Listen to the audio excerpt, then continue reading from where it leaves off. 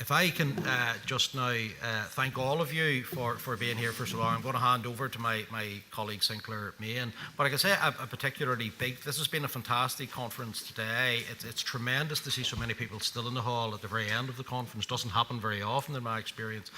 That's a tribute to the event that was put on today. Entirely the idea and the brainchild of Sinclair, who drove it, produced a superb programme with superb speakers, and I'm going to leave him to do the final word and launch our AFBI Impacts document. Thank you very much.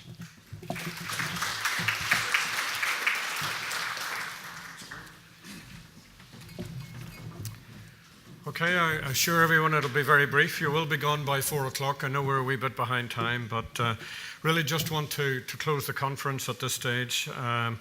But before I do that, I really wanted just to highlight the launch of our AFBI Research Impacts booklet, which is in your conference pack. And this is something that I think is very important that we need to do more of in AFBI. And that is really to highlight just how significant the research that we do is in terms of supporting the agri-food sector.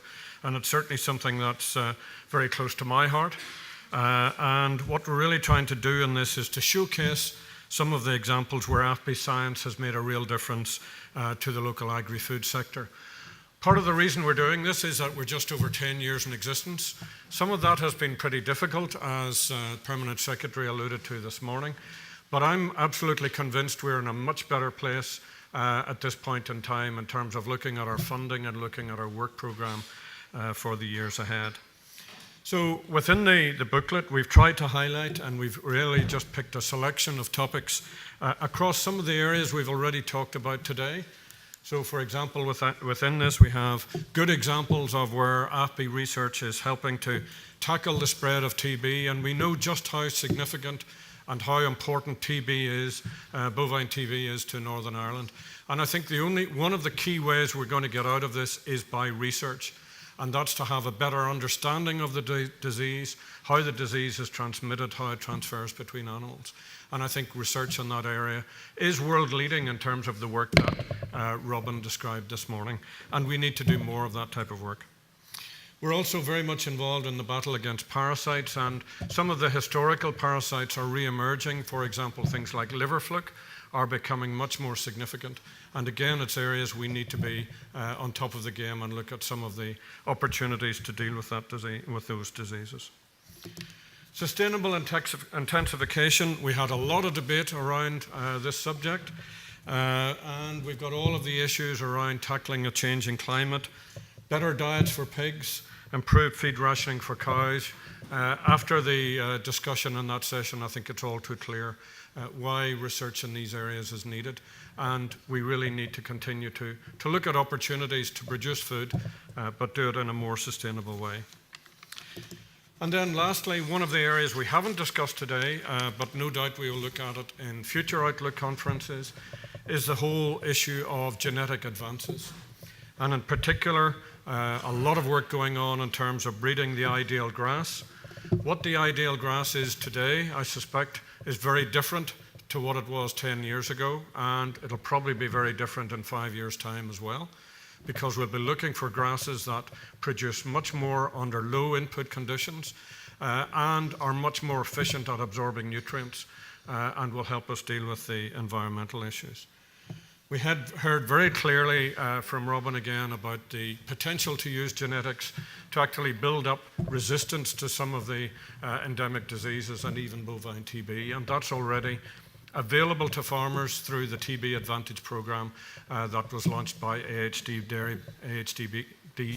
Dairy, whereby we can actually select from sires that will produce daughters that are more resistant to TB infection. And then finally, breeding the perfect pig, clearly a very important area again in terms of looking at quality and efficiency in terms of pig production.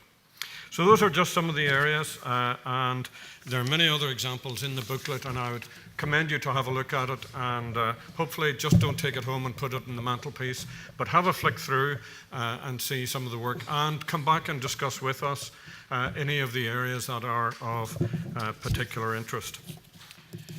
So really, I just want to try and take 5 minutes at this stage to sum up. I did ask for a few volunteers to produce the take-home messages, but for whatever reason, there were no willing volunteers. So I will do my best in about 5 minutes to try and highlight what I think the key take-home messages are today. And I think, first of all, if we look at animal health, then certainly Joe O'Flaherty's paper very clearly indicated how important a contribution the coordinated approach that they've adopted within Animal Health Ireland has made to tackling animal health diseases. And certainly the ability or the opportunity to eradicate BVD by 2020 is a very significant development.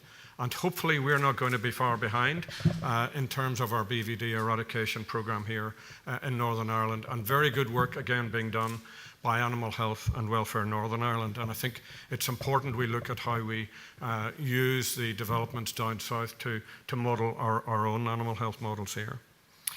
I think the other aspect is the whole development of new testing technologies and how they can be used, particularly the molecular techniques, and giving us a new insight into management and control of a number of diseases. And again, bovine TB was one of the examples that Robin referred to.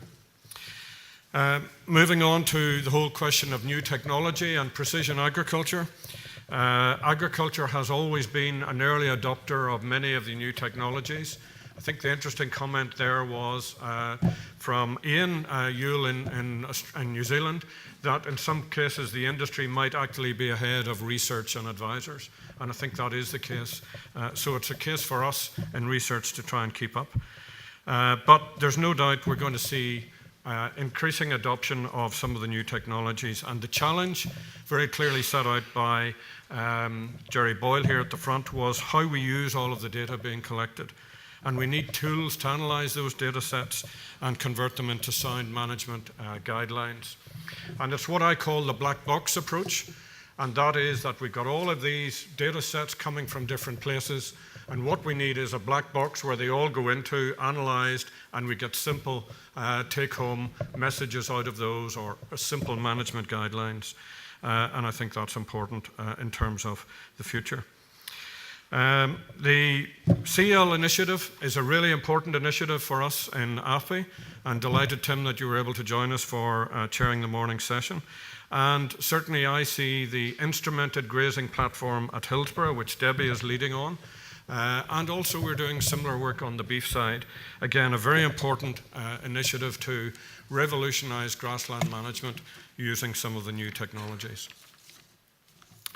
Moving on then to the afternoon session. For me, I first heard about the Dutch situation, I think it was about November, just before Christmas, in relation to the strategy there of reducing cow numbers, and certainly a Dutch speaker was right at the top of our list from the very word go. And delighted that Sven Vellinga kindly agreed to come across, give a very honest and forthright paper of the problems that they're facing in the Netherlands. And I think it really is a simple lesson for us that we do need to look at the environmental impact on farming, or it will come back to bite us, as is very much the case in the Netherlands. But I think certainly an excellent paper in terms of how we need to look at the whole question of efficiency and nutrient management. But Conrad's paper, I think, also highlighted that we don't necessarily need a sledgehammer approach to tackle this issue. And I think what's very clear is that there is the opportunity now, post-Brexit, to have a much more focused approach and really tackle the problem in the relatively small land areas where we're getting the maximum environmental impact. And I think Conrad's figure was somewhere, and I know it's work that John Bailey is doing, that really 5 to 10% of the land area is where the problem is. So we need to tackle the 5 to 10%, not the 90%, where we know we can produce and continue to farm effectively and efficiently. So I think that's an opportunity for particularly Northern Ireland to develop an effective evidence-based policy that is more appropriate and fit for purpose in Northern Ireland. And then finally, the Brexit paper. Obviously a lot of discussion still to come. but I think it very clearly highlights the tension between the need for high environmental and food safety standards on the one hand versus the pressure for free trade agreement resulting in cheap food imports on the other hand. And I think this is going to be a real tension, how you square the opportunity for Northern Ireland to produce really high quality products to better meet and supply the UK market situation, where we know there's an opportunity, but at the same time, the pressure on government, no doubt, to ensure that they keep food prices down by allowing cheap food to come in. And I think this is going to be a real thorny issue that we're going to have to debate in the coming weeks and months. And the key question, I suppose, is, are we doing enough to convince the UK consumer to pay more for high quality food? It's something that I rabbit on about from time to time. But I think we have to get the message across that high quality food comes at a price, and we need to inform and educate the consumer and work with the consumer more to really highlight that there is an advantage in paying a bit more for high quality food produced locally here in the UK, as opposed to relying on cheap food imports. And that's a much bigger task, and probably something that we need to focus on in a separate conference all on its own. But to me, that's certainly a very big issue that we need to look at post-Brexit. So really, that's my summary. I'm sure you will all have different take-home messages, but hopefully the conference has been useful. We do intend to make this an annual event. That's assuming my colleagues are happy to take on the organisation again next year. We had an excellent organising committee with Stanley McDowell, Trevor Gilliland, Maria Gilbenzo, Elizabeth McGowan, Stephen Morrison, but most of all Chris Armour and his team, who were responsible for all of the AV, dealing with the New Zealand issues and various other things. But Chris, Carolyn and Sharon have done a fantastic job, so I really want to pay tribute to them. But most of all, thank you all for coming, and thank you for staying to the end of the conference, and I hope it has been valuable. We do have a feedback sheet in the conference pack, so I would encourage you to help us plan for future events, to please fill that out and leave it at the door as you leave. That helps us to manage, again, future events and the conference for next year. So again, finally, thank you very much. Thank you to the chairman of the sessions and the speakers as well. Okay.